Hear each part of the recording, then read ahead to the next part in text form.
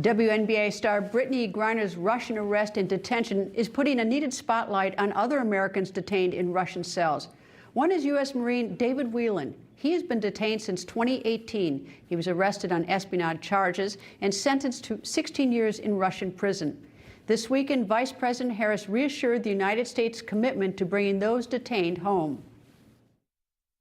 We take very seriously, and we've been very clear, Brittany Griner, and there are sadly other Americans who are being unlawfully detained around the world. And it is on our highest priority list to bring those folks home. I can't talk to you about the details of what's happening behind the scenes, but I can tell you that it is one of our highest priorities to bring these Americans home.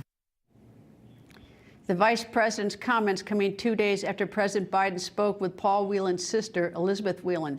The president reaffirmed his commitment to bringing the Marine home. White House officials say the U.S. government will remain in contact with Whelan's family and other families with relatives detained. David Whelan, brother of Paul Whelan, joins me. It's nice to talk to you, David. Your sister spoke to the president. What did he tell her? It was mostly reassurance that the U.S. government is working on Paul's case, that the lack of communication or the inconsistent communication we've gotten from different parts of the White House in response to things like my sister's letters to speak to the president, that isn't a signal that they aren't working on Paul's case. It's been about 3.5 years since your brother was arrested and detained. Have you spoken to your brother, had a chance to speak to him? No, I haven't spoken to Paul since October 2018. But my parents are able to speak to him on the phone from his labor camp. He's able to call on pretty much a daily basis and let them know when he has issues there or needs help. We provide him with food and other things to supplement the nutrition, which isn't very strong in the labor camp. And what kind of food is he offering? Daily updates. Oh, it's like a buckwheat porridge for breakfast and usually fish. Not much in the way of fruits and vegetables. Apparently, they get an apple or an orange every couple of weeks. How does he describe the conditions? He doesn't go into too much detail. Obviously, he tells us about the barracks. He's woken up every 2 hours at night because he was labeled a flight risk by the court in Moscow, and they won't remove that label, so he's woken up every 2 hours in the evening. There's the work, obviously. They work 6 days a week, 8 to 10 hours a day, making clothes, some sort of textiles. His current job is to make buttonholes. Any sense of what his mental status is?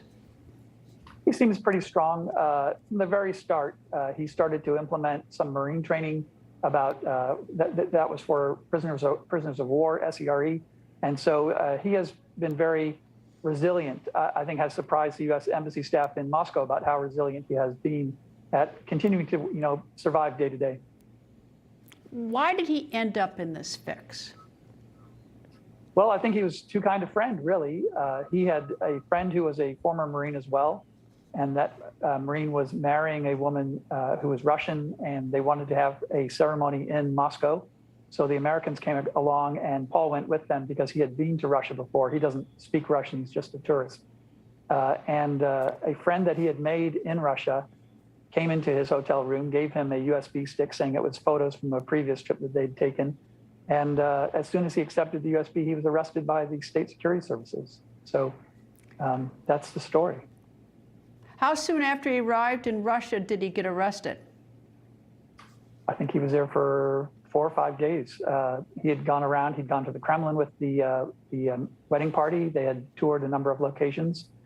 It was almost immediately before the wedding, which is how we learned about it. The groom noticed that Paul wasn't there and knew that he wouldn't have missed the wedding of all things, and alerted the U.S. Embassy and then alerted our family over social media.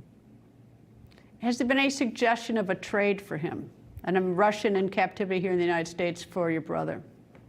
There has. Obviously, the whole goal of Russia doing these wrongful detentions is to get some sort of concession from the U.S. government to extort some value from them.